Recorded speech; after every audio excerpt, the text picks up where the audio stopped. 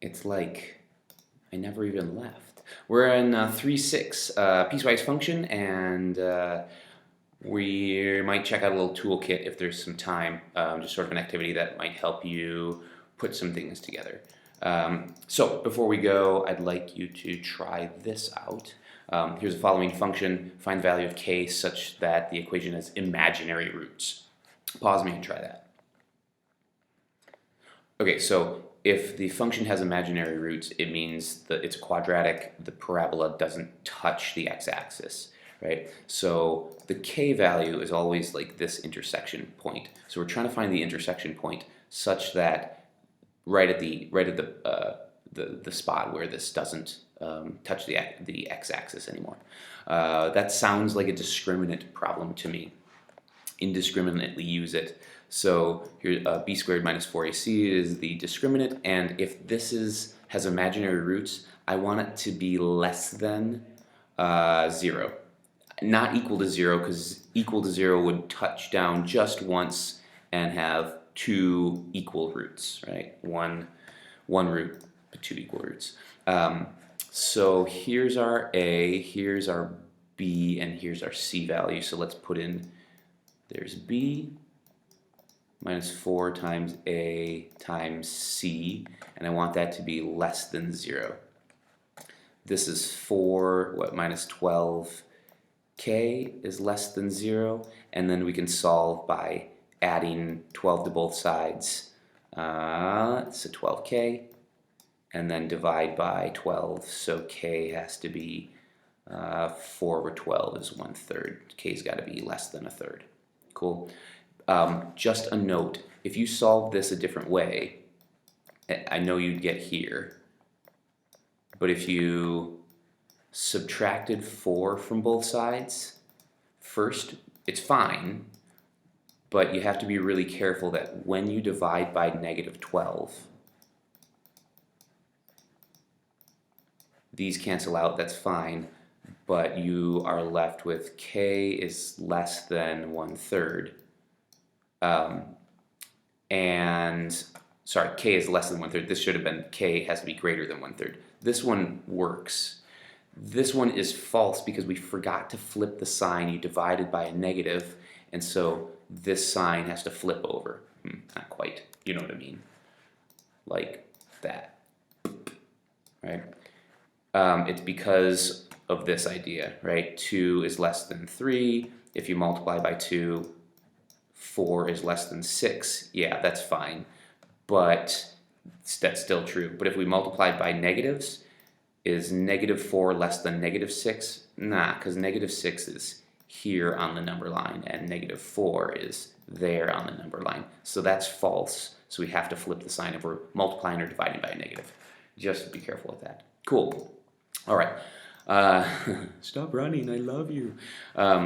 This is sort of running speed. We haven't done statistics yet, but if you did, you could plug these into your calculator and it'll give you a line of best fit. So we can't really do this yet, but that's where we're going with statistics. This suggests, if you looked at like the weight, this is the x value, and these are the maximum running speed of people.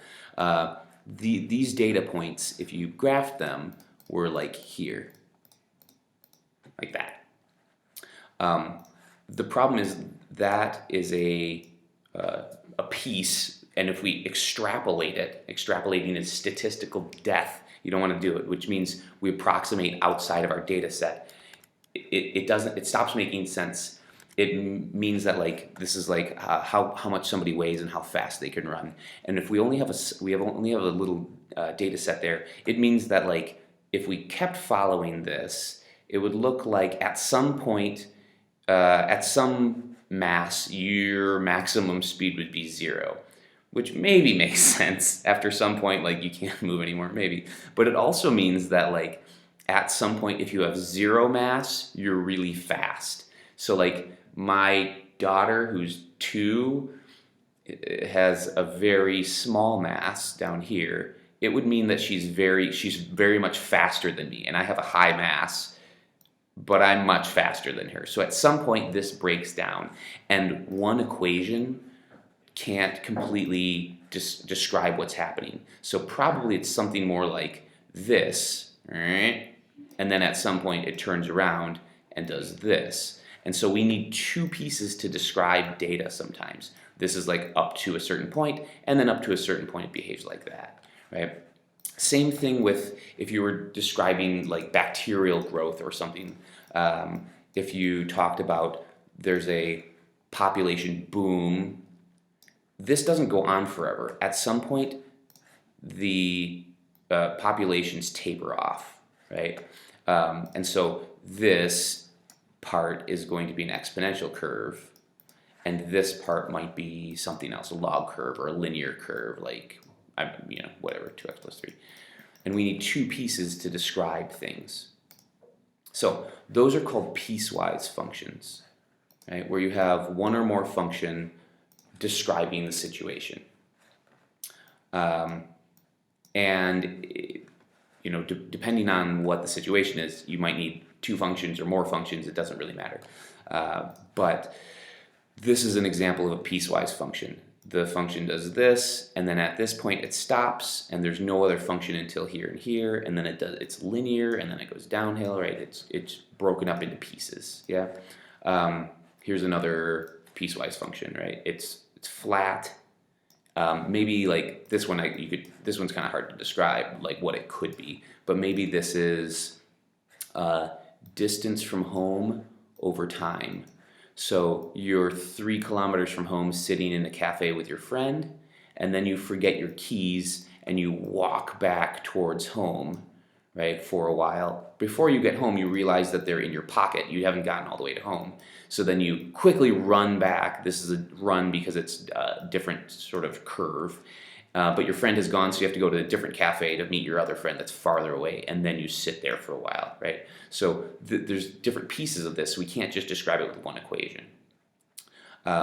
So this equation for this part is y equals 3.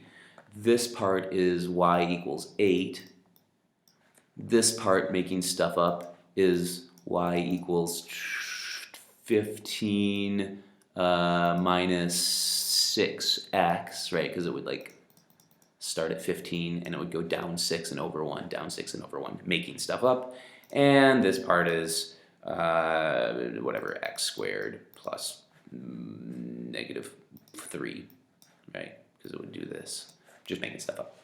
Cool. So you'd need 3 pieces to describe it. The hard part about that is you have to say, I want to play this game from here to here in the x, and then I want to stop. Oh, nice line, Gorkevich. And then I want to stop, and I want to play this game from here to here in the x, and then I want to stop, and then I want to play this game from here. I want to play this game from here to here, and then I want to play this game from here on. Yeah? And this is how we do it. We do it like that. This is the piecewise function. Now don't be afraid of it. It's just f of x equals x squared. I want to play that game. This is that. And I want to play that when x's are less than 0. So from here down. Let's try to make that a better curve. There you go. And then from there, I want to play this game. F of x is 2. That's from here to here. Inclusive, just be careful with these pieces. And then from I want to play that game from here to here. I want to play the red game from here down. And then after that, I want to play the blue game, which is this descending line. I want to play f of x equals 4 minus x, but I want to play that from here up. Right? And instead of writing all this out like this, and this would be graph, you would cut to the chase and say, look, the redundant thing in here is the f of x. So we say, oh, f of x, I want to play this game with it. I want to play the red game when x's are less than 0, so from here down. I want to play the 2 game, right, so it's a horizontal line, from here to here. Right? And I want to play the 4 minus x game from here up. So that describes it. Cool. So let's try to evaluate it for x is -2, -1, and 5. What does that look like? Well, if you did this one first, if you put -2, you take x is -2 and you say, oh, does it go in here? Does it go in here? Is it one of these? Is it one of these? Or is it one of these? Is x -2, is -2 greater than 3? No, so it doesn't go in that one. Is it between 0 and 3? No, so it doesn't go in that one. Is -2 less than 0? Yeah, so it goes into that one. So you'd look at the graph and you'd pick off the graph. You'd say, oh, -2. There it is. You can look off the graph. That's easy, right? Just evaluate it from the graph. If you don't have a graph, you have to use the equation and say, oh, I'm going to put it into here, put -2 into this one, and I'm choosing it because of its domain. So you'd say -2 squared is 4, which you'd get off the graph. If you picked 1, you do the same thing. If you have a graph, look at it. 1, 2, ching. If you don't have a graph, you say, oh, is 1 bigger than 3? No. Is it less than 0? No. Oh, is it between 0 and 3? Yeah, yeah. So I got to put it into here. There's no x, right? So it's just 2, like we thought. And 5, you'd say, oh, is 5 bigger than 3? Oh, yeah, it's bigger than 3. It's not this, it's not that. So you put 5 into this, and you'd say, oh, 4 minus 5, that's -1, which is 5, -1, which is exactly what we'd see if we used the graph. Cool? Why am I asking you? Of course it's cool. All right, so what I'd like you to try is graph each piece, yeah? Each piece separately, and then kind of erase. Like when I'm graphing, I do each piece separately and then erase parts. Let's do this one in green. So graph that, and then we'll graph this one in blue, and we'll see if we can make sense of the domains.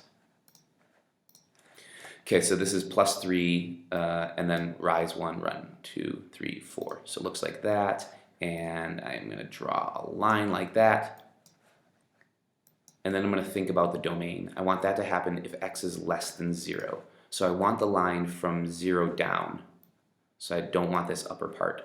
And I want a big hole here, because I don't want it to also equal 0.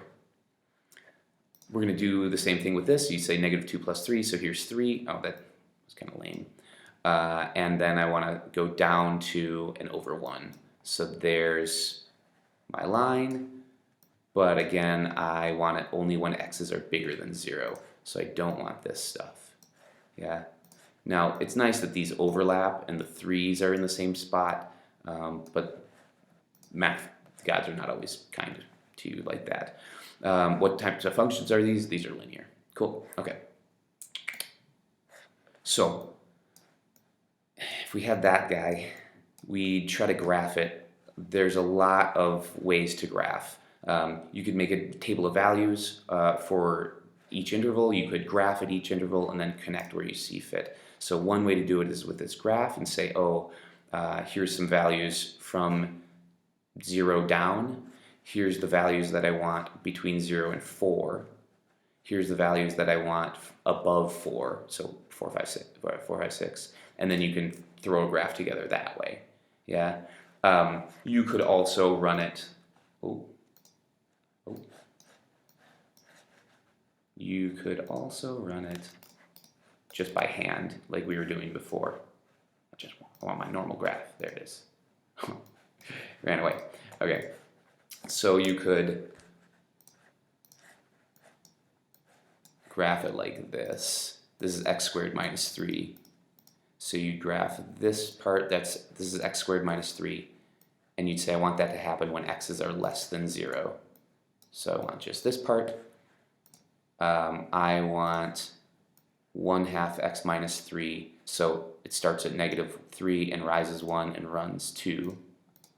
So it does this, and I want that to happen between 0 and 4, so from here to 1, 2, 3, 4, making stuff up. 4, 2, minus 3, -1. Let's call it there. All right, you do this on graph paper, not with a mouse. And then we'd want to play this game x minus 4. So 1, 2, 3, 4 minus 1. So down here, so it kind of look like that. And I want to play that game when x's are greater than 4. So you'd find 4 and erase the stuff that's below 4. Works a lot easier with the graph, but like that. Cool, and then you kind of outline what you see. Like that. Cool, and it would look something like that. Neat. So this part is this. This part is this straight line. And this part is this. Cool. Okay. We might try, if you have some time, we're going to do this little toolkit activity. I think it'll help you connect some dots. And there's packets like that, and there's things inside that look like this. And it's about bath water. So some like a lot of bath water, some like a little, and some don't like water at all. Nope. Inside, there's a situation, a description. There's a table that describes it, and there's a graph, and there's a piecewise function. And your job is to connect them all. Now, the D is the description, the T is the table, the F's are the functions, and the G's are the graphs. And this is a complete setup, D1, T5, F2, and G9. Of course, we're not going to give you D1, T1, F1, and G1 because it's easy to connect. The game is to connect them all without having seen them. So this is one set that fits. Garrett waits 3 minutes before starting to fill the bathtub, but after 2 minutes of adding water, he decides to drain it. So I can see that in the function. He waits 3 minutes, 1, 2, 3, before filling the bathtub. He fills for 2 minutes, 1, 2, right? There's 2 minutes. How much goes in there? Psh, I don't know, but we're looking at the setup. And after 2 minutes, he decides to drain it. Psh, right? So after 2 minutes, he decides to drain it. So this looks like it connects with this, which is great. So that's why I chose these two to go together. If you look at the table, it looks like it follows the description also. He waits 3 minutes, there's no water for 3 minutes, and then he fills it, it goes up for 2 minutes, goes to 40, then 80, and then he decides to drain it. It goes downhill steadily. So these three look like they link to each other, and then this is the piecewise equation of it. I know that the fill rate is 0 for the first 3 minutes, right? No water goes in for the first 3 minutes, and then he starts to fill it. I can see the slope is positive. Exactly where is this? I don't know. I mean, you could draw this down, but that part, you're sort of eyeballing these. And I know that he has a positive input for 2 minutes. And then he has a negative input, it drains. After that, this piece means it's out of water at some point. Cool? So like the little specifics, you don't have to worry about that much. And then in your packet, you have a table with these, and you're going to put in with D1, it goes with F2, T5, and G9. Once you have that sheet, that's what I'm going to look at next time I see you. Give that a shot. That's sort of your toolkit activity. And then there's a couple of piecewise functions and reading graphs of functions sections in your packet. They look like that. They're not quite in order. Give that a shot, and I'll see you later.